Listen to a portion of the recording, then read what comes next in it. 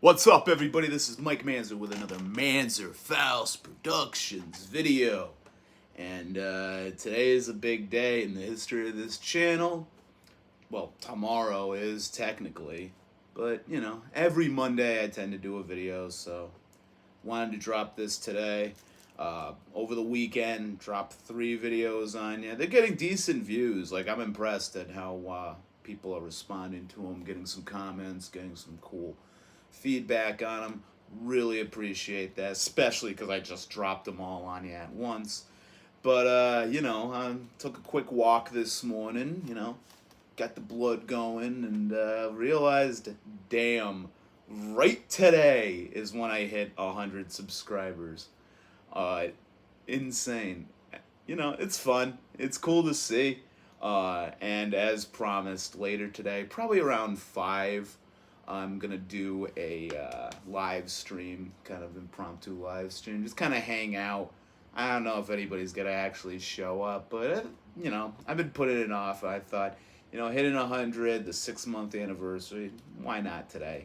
So yeah, if you look at my stats, the first video I uploaded was the cassette tag 2023 back in January 25th.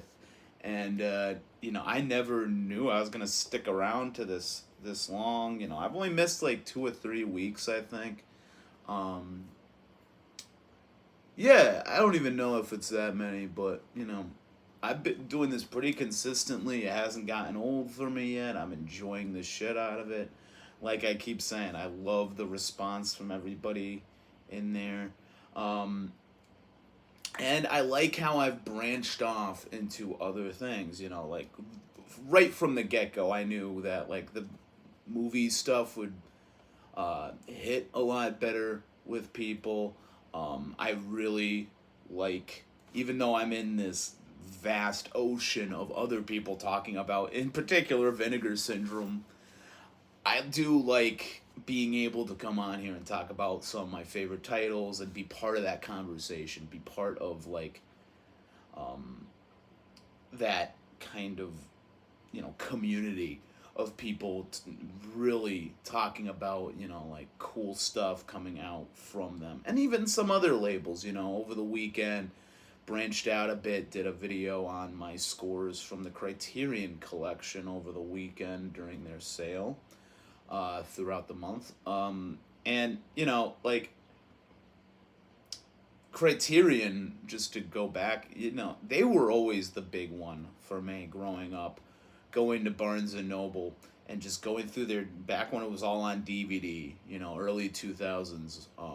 They were cranking them out. I could never afford that shit. I didn't start getting into Criterion until they started coming out on Blu-ray and they started having these massive twice a year sales.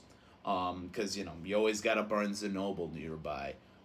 It's not like I couldn't get a lot of this stuff that I get at Archive now through Vinegar Syndrome and Arrow, Eureka, 88 Films, Severin, Blue Underground. Even you couldn't get a lot of this stuff at your local fucking FYE and stuff. You'd be lucky if they had Shout Factory and Scream Factory stuff a lot of the time.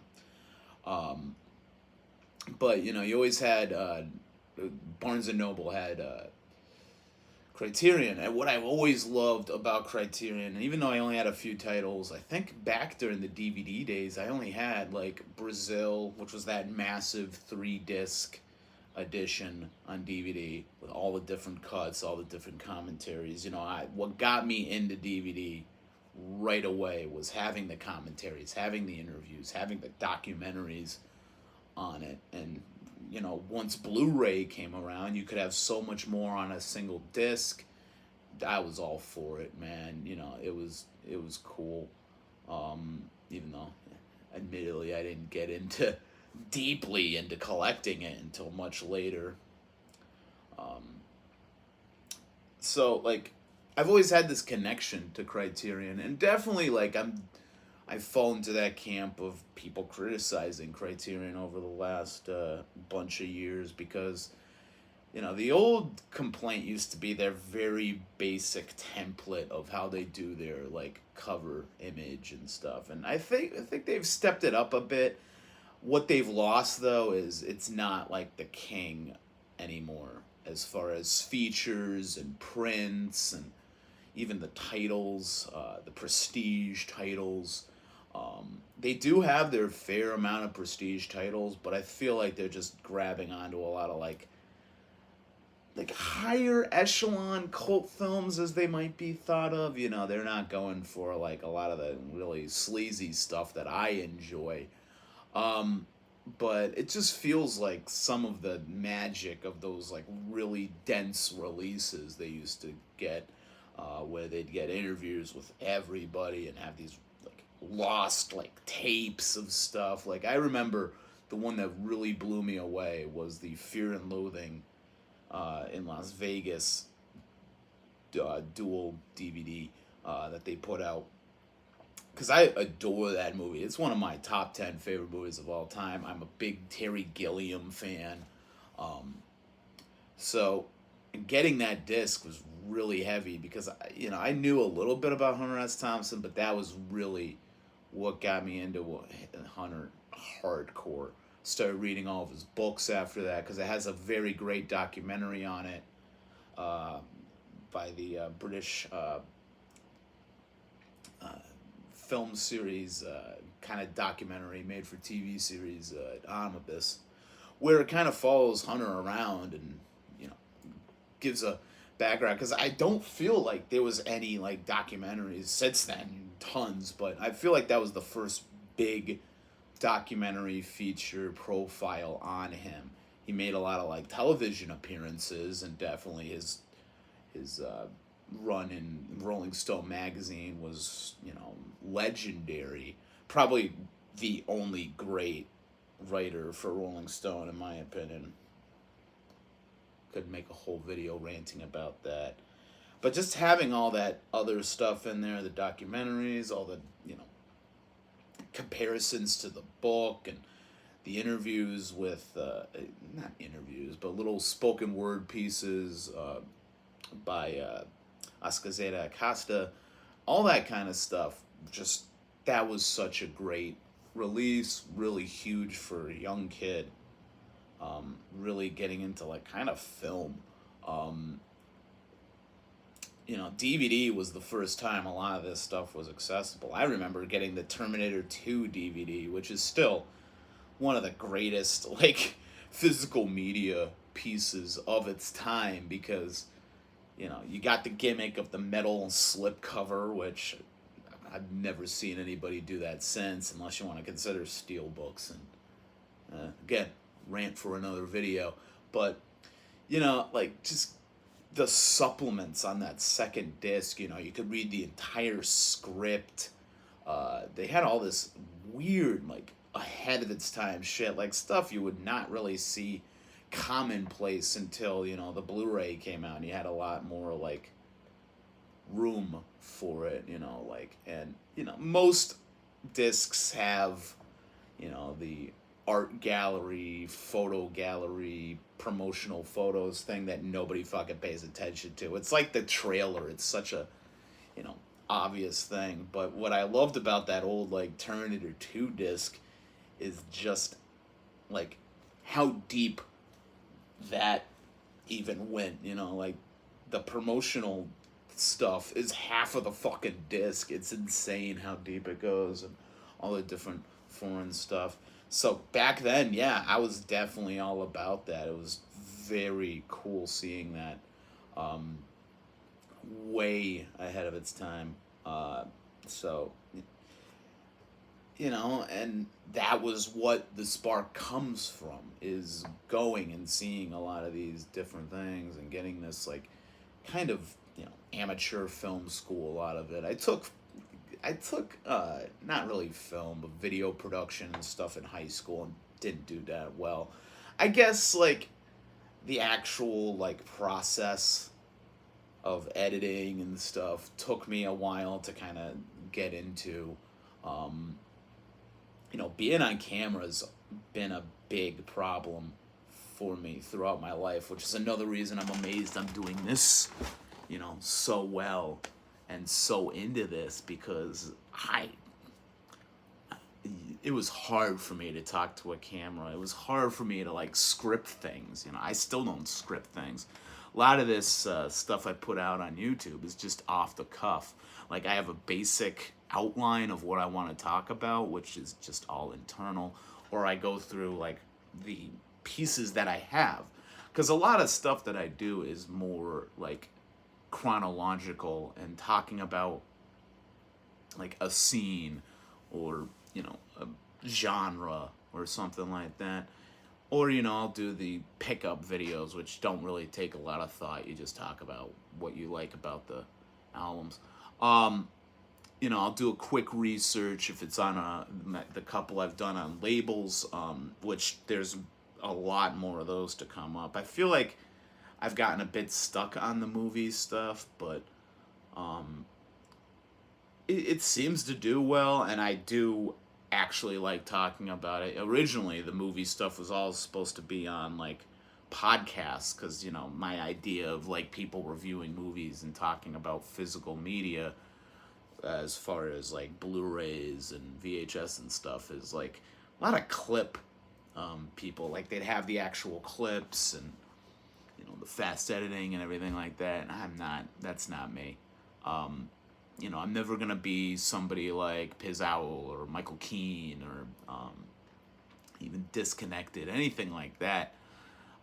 Master Chaos, all these guys who have been at it for a really long time have like editors and all this other like stuff going on, constantly cranking out content, and that's just not me. I'm opinionated, I'm loud, I'm passionate, and I can't really be edited down. I can't focus in on like one little piece. Like, it's all gotta come out. All the oohs and ahs and ums and whats and kind of fuck ups in my voice that I have. It's all part of my personality. I'm very visceral. I'm very like, clear about this shit. And that's how I've always been. That's what I like in art, is just like fucking aggression and passion and honesty, authenticity, all this type of shit.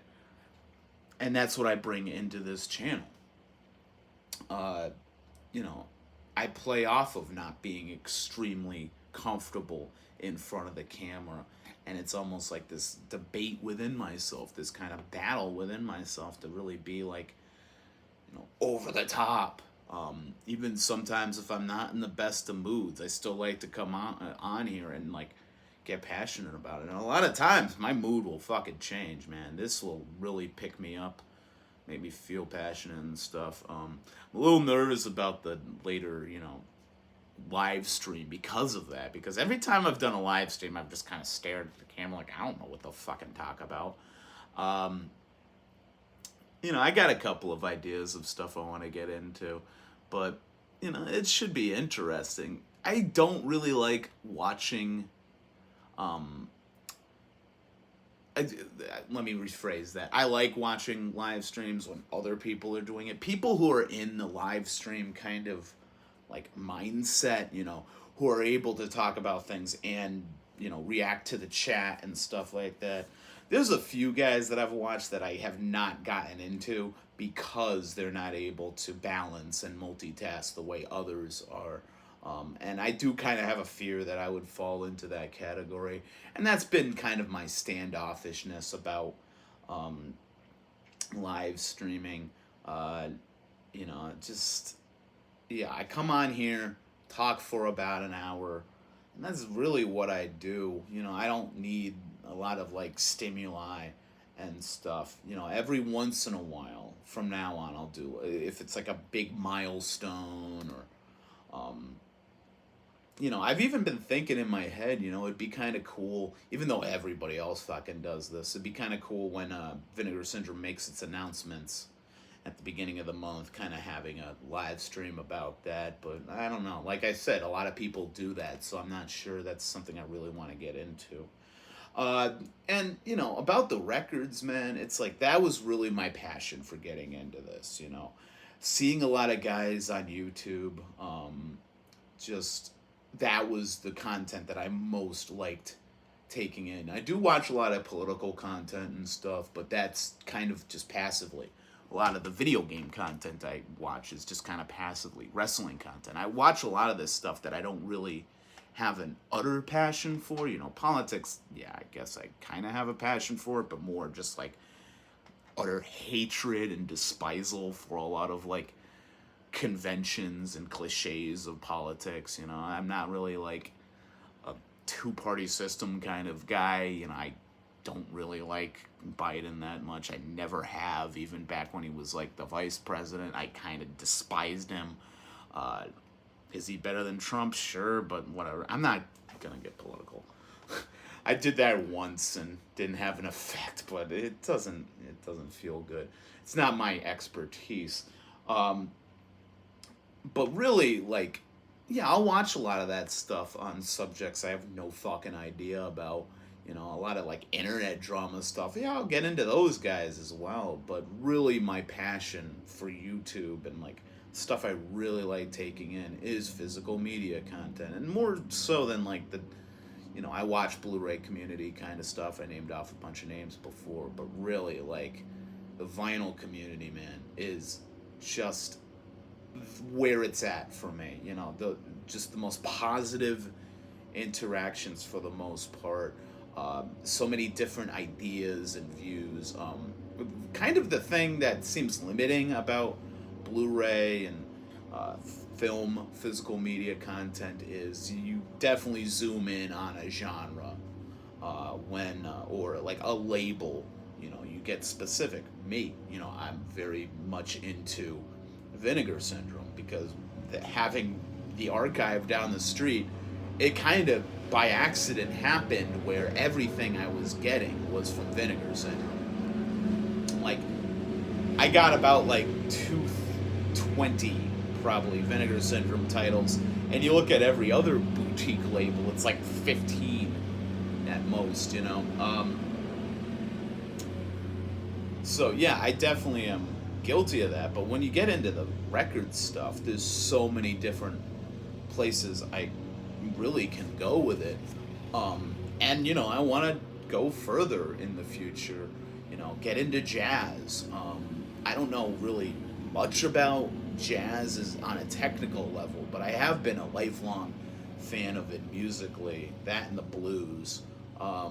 And these are genres, you know, they teach in college courses now, and you know, there's a deep history and different cultural aspects to all of these genres. And, you know, that's all very interesting to me, but I don't know how to talk on it. You know, as a, you know, young suburban white kid born at the end of the 20th century, you know, like, what am I going to say about that kind of experience going years and decades before I was even conceived? College dropout, you know, like, no, none of this really should be coming out of my mouth. But I think it would be interesting to dive into some of those genres. Definitely want to talk a lot about like the more avant-garde, weird shit that I like. Zappa, Captain Beefheart, the Monks, United States of America. These are all things I've like mentioned throughout, but haven't really deep dove into. And most of all, out of all those, hip hop. Like, I got entire series I could do on hip hop because going back to when I was real young, that was like my first music. That wasn't, you know, played by my parents, like the classic rock or the blues or, you know, the pop kind of stuff. My parents were into new wave. Really, what was my first music that was really my own, I was getting from living in Springfield, walking around downtown Springfield every once in a while, hearing the music coming out of people's cars, hearing, you know, that heavy bass and stuff, you know, and it was also the reaction of urban life. Even though I lived in suburbia, East Long Meadow was not quite, at that point at least, was definitely upper middle class kind of mentality. On the surface, there's some darkness there for sure. And when I moved down to, Old Lyme, Shoreline, Connecticut, it was definitely a culture shock, completely different atmosphere. Uh, but, hip hop was like always really big for me. And even before I knew genres, thought that way and everything like that, I was hip hop was really kind of my avenue. Dr. Dre, hearing the Chronic for the first time was such a life changing thing. I was like 7 or 8. I didn't understand a lot of it at the time. Just I loved the beats, the production of it seemed so like huge to me. Uh, Enter the Wu Tang, probably my all-time favorite hip hop record. Very important to me. All the solo Wu Tang members, all the stuff that they were doing. The Ghetto Boys, definitely huge. Still to this day, huge inspiration for me. And like, for the longest time, that was how I thought of Southern hip hop. Was Ghetto Boys and Outkast, and that was like always on constant rotation. Snoop Dogg with Doggy Style. Um, Huge, important record to me. Tribe Called Quest, the Fugees, all this stuff. So definitely, I have a passion and a history with these styles of music that I could really dive into. Get into the nitty gritty of it and do it in my way, where it's more of like, a historical aspect. I'm distant from it. I'm not trying to say I'm part of that world. I'm about as hip hop as fucking D.D. King. It's that's not what I'm claiming. It's more about, a respect, and an influence from that kind of culture. And I want to treat it respectively in my own way. Talk about the history and, the kind of influences that led to it, how it changes throughout time. Probably, if I do a running series on hip hop, I really have been zoning in on this, like kind of throughout the decades, 80s, 90s, 2000s, 2010s, and today, and kind of breaking down the different subgenres and different ideas and important figures, Public Enemy, Beastie Boys, you know, fucking later on, Jay-Z, Big Pun, Nas, all these huge names that really formed me. I got a lot of guilty pleasures too. Like I'm still willing to say that one of my favorite early 2000s hip hop records is fucking Word of Mouth by Ludacris. I still bust that record out, and it's still great. I don't fucking care much about like this kind of image of like, I come off pretentious and passionate, and I like a lot of like deep shit, but I don't consider myself a hipster at all. There's stuff that I love that hipster would be like, what the fuck is this? Like, this is just stupid. Like base level shit, the type of grindcore I listen to, the type of like dumb pogo punk fucking lowest common denominator garbage that I fucking adore. I like this mid-level between utterly fucking brain dead and pretentious, culture shifting shit. Like my one of the greatest heroes of mine is David Bowie. And he was never, able to, box himself into something. He never clinged on to like a specific genre or image or anything like that for more than like 2 or 3 album cycle. Like it just, he was constantly reinventing stuff. And yeah, I know it's stupid to compare myself to Bowie, but that's who I look up to. Johnny Cash, like come back in the 90s and just do some of the most powerful and like potent music of his entire career, of his entire life. just completely speaking to a new audience. A lot of times, it's these young kids that would never pick up a country album. Uh, my respect for Rick Rubin comes from that, even though, the last bunch of years he's definitely fallen off. Uh, like, these are all, like, powerful figures to me. Frank Zappa, even, every time he had a different band, the image kind of changed, and he grew more and more angry. Not a musical act, but George Carlin throughout the years has always been a big thing for me. And, like, the older I get, the more in line I am with the angry old man George Carlin he was doing in the late 90s. That's some of the funniest stuff. Because the way I view it is he's playing off of his audience. He's getting that stereotypical, like, comedy audience who doesn't really want to think and just like, oh, let's get some funny jokes. And he is just feeding them, like, just, this is what you are, and you're laughing at it, but, like, holy shit, man. He really kind of nailed it on the head. And, I adore George Carlin. I adore Richard Pryor, Bill Hicks, but, doesn't take away from my love of Mitch Hedberg, Don Rickles, uh, Eddie Murphy, more, kind of B tier, where it's more jokes, it's more in the humor. It's You don't think as much about it. It's not as, like, cerebral. Um, love a lot of that stuff too, And Lenny Bruce, I barely think of as a comedian. In my mind, he's almost like a fucking free jazz spoken word artist kind of vibe. If it wasn't for him, like, telling jokes, he would be fucking Kerouac, or those early, like, beat poets who would actually make records with people, playing piano and stuff. I love Tom Waits. There's another guy who was just constantly changing,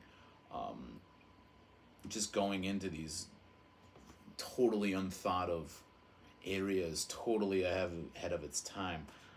George Clinton, the Parliament Funkadelic stuff. You had Parliament, which is a lot more, like, mainstream, over the top theatrics, but it is very, grounded. And then you get Funkadelic, which is going off in these, like, experiments with, like, fucking heavy rock and noise and kind of avant-garde and tribal music and everything like that. Just being able to play in those two camps for fucking decades and evolve off of those and give birth to so many great forms of music after. You don't get Childish Gambino's fucking Awaken My Love without George Clinton. You don't get fucking To Pimp a Butterfly without George Clinton. You don't even get, some of the crazier stuff, like, I don't know, like, partially, like, MF Doom. Even though nobody would actually say this, I do get a lot of George Clinton out of that. Everything out of the 90s has George Clinton on it. And you could even branch off of that with Parliament, with, like, Bootsy Collins, Bernie Rubel, the work he did with Talking Heads is just amazing. One of my favorite bands. There's a lot of this stuff that I can dive into. I hope people don't see me as the hardcore punk guy, metal guy, because that's not really what I am. I know I have a lot of identifiers with that. It's been a big part of my life, but I like so many other types of things. I'm interested in so many different things. Film is the same way. I can get extreme joy out of some terrible shot on consumer videotape kind of dreck, like Things or 555, Blood Cult, Boarding House, Killing Spree, which is shot on film, but same kind of mentality behind it. And I can also have a great adoration and fascination with Scorsese, Kubrick, um, Hodorowski, fucking Bergman. Fellini is like one of my all-time favorite directors. Orson Welles, Luis Buñuel, Fritz Lang, like all these like big, fucking more pretentious kind of directors. You know, I can love David Lynch and Aronofsky and Paul Thomas Anderson just as much as I love Herschel Gordon Lewis, Ray Dennis Steckler, Ed Wood, all that kind of stuff. It all just falls into the same fucking bucket for me. It's the passion, it's the authenticity that you bring to your artwork. It's the with somebody like Kubrick or Scorsese, the perseverance to just do their own thing and reinvent themselves and just fucking silence their critics just by coming out with like the greatest, triumphs later on in their career, like Goodfellas. That was like 30 years into Scorsese being a filmmaker, and he was still able to make like some of the most profound, important films of film, of all time. Definitely important stuff to me. Kubrick. Funny story. I don't know if I've told this, and kind of going off a bit. I have a history with Kubrick way before I was even born, and that is my parents' fucking first date. I believe this is like 71 or 72. Was my dad. They love telling this story, and they're still together to this day, happier than ever, closer than ever. I'm very lucky because this could have gone very badly, but my dad wanted to test my mom, fucking, and this is gonna sound absurd, in this day and age, but you know, their first date, from what they've told me, was a double feature at the Bing Theater in Springfield, which I think was a venue for a while. I remember, I don't think it is anymore. Bing Theater would have these like double features. It was definitely like, the classic movie theater of the time. And their first date was a double feature of Deliverance and A Clockwork Orange. And it's just like, damn. Talk about like the worst fucking idea for date movies, That's like, oh yeah, let's go see Eraserhead and I Spit on Your Grave as a double feature. Let's go see like The Holy Mountain and fucking Thriller or A Cruel Picture. Like just like fucking why? It's just this like extremes. And sure enough, they probably saw something in each other, like I respect that a ton. And it's those kind of stories that just fascinate me and really kind of form my life, It's just so interesting how, and that's my second favorite movie of all time is Clockwork Orange. Not big on Deliverance. It's just, I don't know, it doesn't do much for me. But Clockwork Orange is such an important film for me as far as like the imagery, the kind of invention of language, just like, and it's Kubrick. He never goes by the book. I feel like A Clockwork Orange is actually like one of the closer adaptations of the actual source material, and they did change a lot.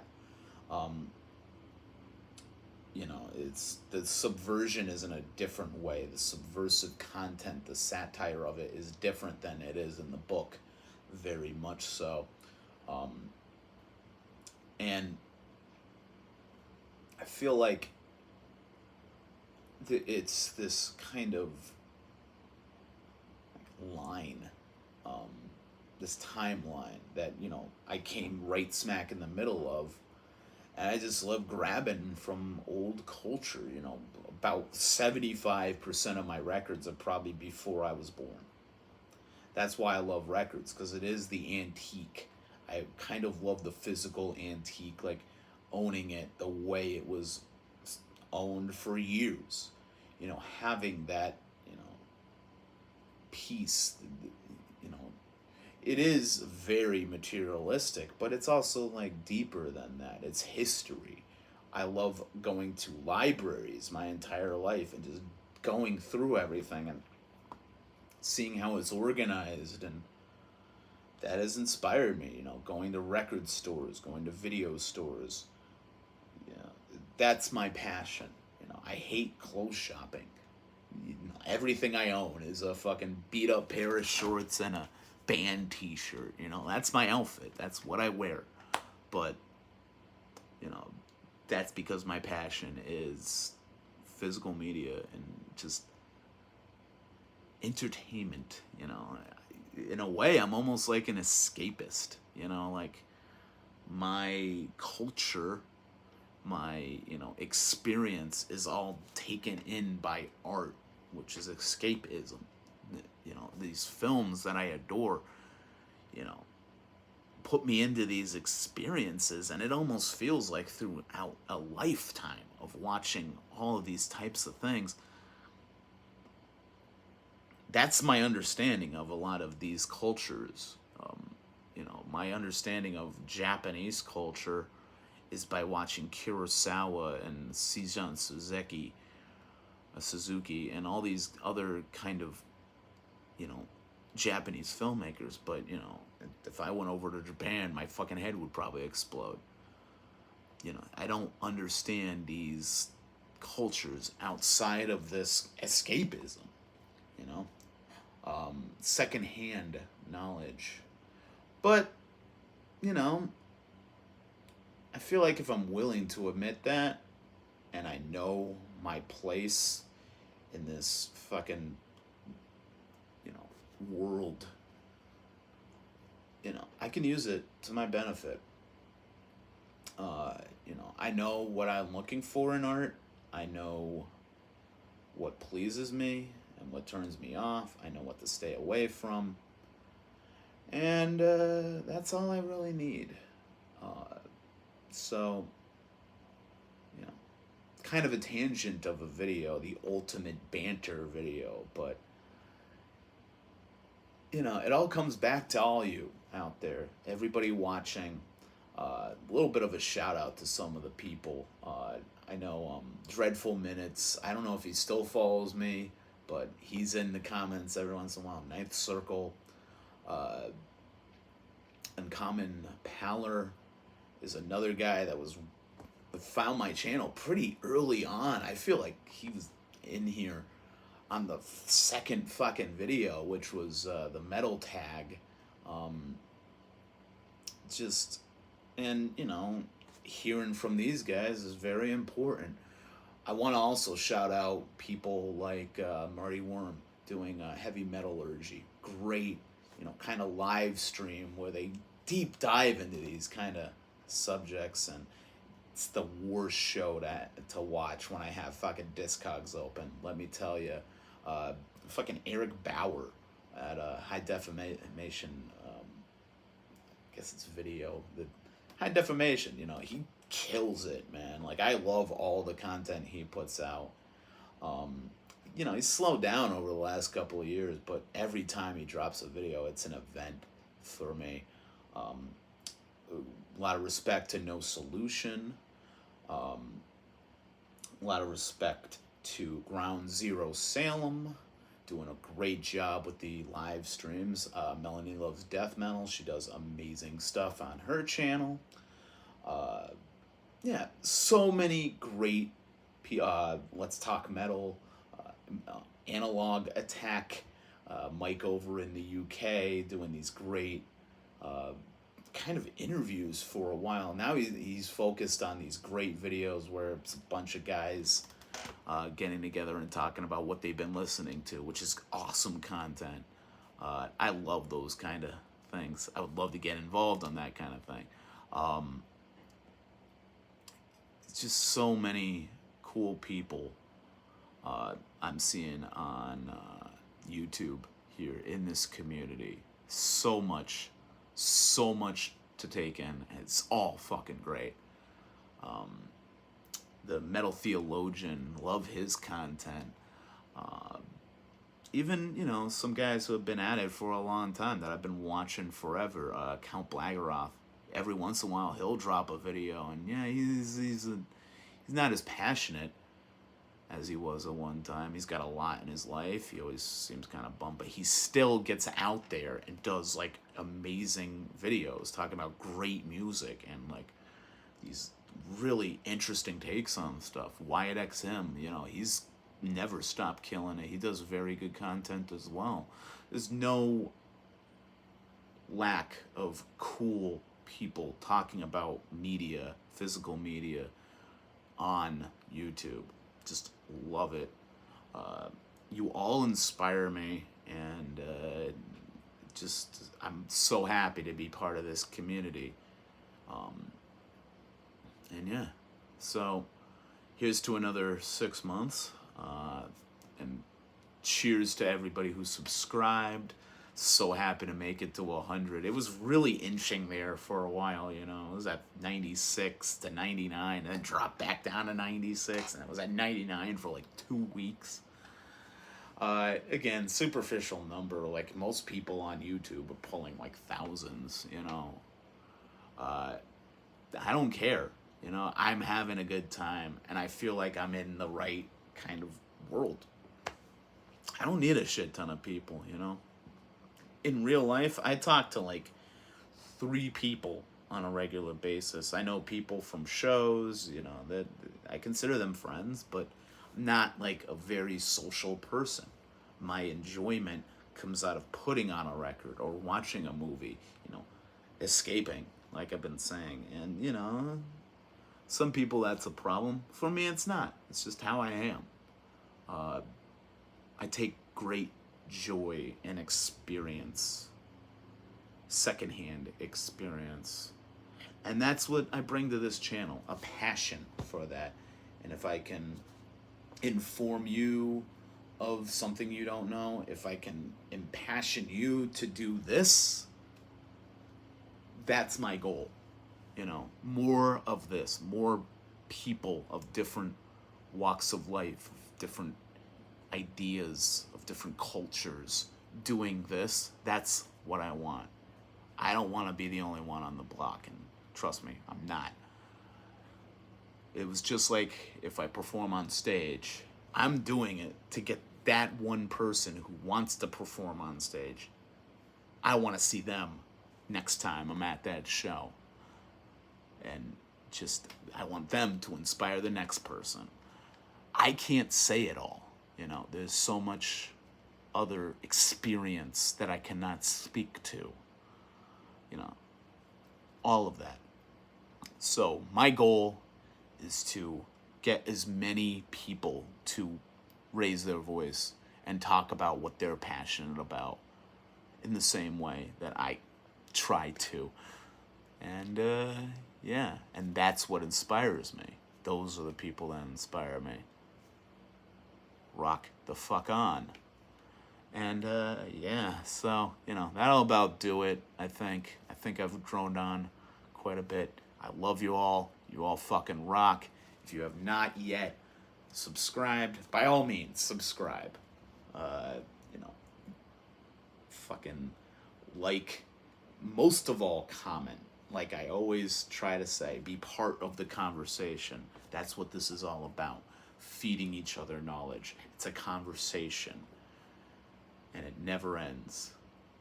And yeah, if you want to find me on social media, extend this conversation, you'll find me at the Hordes of Manzerfaust on Instagram. And yeah, that'll about do it. So this is Mike Manzer with another Manzerfaust Productions video. And as always, stay fucking metal.